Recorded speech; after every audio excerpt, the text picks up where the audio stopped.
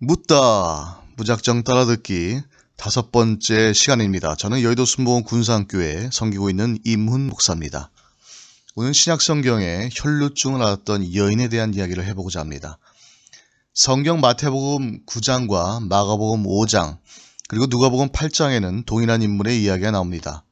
12해 동안 12년 동안 혈루증으로 고통당하다가 고침받은 여인에 대한 내용이죠.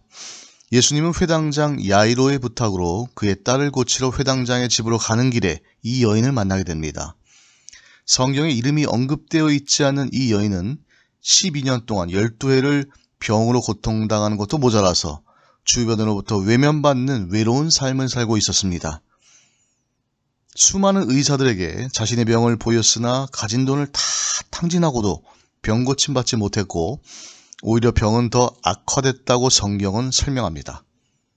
혈루증은 만성 자궁 출혈로 생리와 무관하게 불규칙하게 출혈이 발생하고 한번 하혈하게 되면 출혈이 지속되는 그런 괴로운 병입니다. 당시 유대 사회는 이 병을 부정한 것으로 취급해서 사람들은 가까이 하기를 꺼려했습니다. 사회적인 소외가 이루어졌죠. 소외된 계층입니다. 불이익을 당한 이런 여인의 삶은 늘 절망과 좌절과 외로움 뿐이었습니다. 그런 그녀에게 예수님이 한 줄기 빛으로 다가오십니다. 예수님에 관한 소문을 들었던 그녀는 회당장의 집으로 향하는 예수님을 발견하게 됩니다.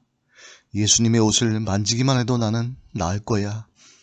병고침의 희망을 품은 그녀가 예수님 뒤에서 옷깃을 만졌을 때에 그 순간 흐르는 피가 멈추고 병이 나은 것을 깨닫게 됩니다. 예수님은 자신에게서 능력이 나가는 것을 느끼시고 돌아서서 물으십니다. 누가 내 옷을 만졌느냐? 제자들은 군중이 에워싸 밀치고 밀치는데 누가 손을 댔는지 어찌 알 수 있겠습니까? 라고 퉁명스러워하죠. 하지만 예수님은 자신에게서 능력이 나감을 아시고 자신에게 옷자락 손을 댄 사람을 찾습니다. 이때 여인은 두려움 속에서 예수님의 발 앞에 엎드려 모든 것을 말하게 됩니다. 이런 여인의 말을 들은 예수님은 딸아, 내 믿음이 너를 낫게 하였다. 안심하고 가거라 하면서 복을 빌어주십니다. 혈루증 여인의 이 이야기는 우리에게 믿음의 중요성을 깨닫게 합니다. 눈에는 보이는 것 없고 귀에는 들리는 것 없고 손에는 잡히는 것 없는 절망의 상황에서 보여준 이 여인의 믿음을 주님은 인정하신 것이죠. 그리고 따라 내 믿음이 너를 구원하였으니 마가복음 5장 34절의 선포처럼 이 여인의 간절함은 육체의 회복은 물론 구원을 가져옵니다. 정결법을 중시해서 여인을 외면했던 유대인들과는 달리 예수님께서는 이러한 여인의 믿음을 높이 평가하시고 기적을 베풀어 주십니다.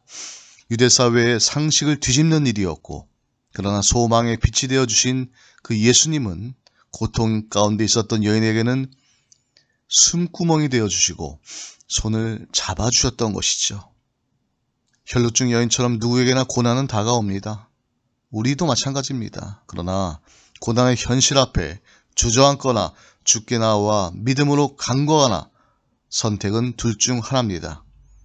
고난의 현실 앞에 주저앉으시겠습니까? 아니면 주님께 나와서 믿음으로 간구하시겠습니까? 확실한 건 예수님의 옷자락을 붙잡았던 여인처럼 믿음을 품고 우리가 예수님께 나아가면 예수님의 위로하심과 기적을 통해 고난의 파도를 이기는 은혜를 체험할 수 있다는 사실입니다. 사랑하는 성도 여러분, 고난 가운데 계십니까? 고통으로 몸부림치고 계십니까? 그렇다면 주님께 나와서 예수님의 옷자락을 붙들게 되시기를 주의 이름으로 축원합니다.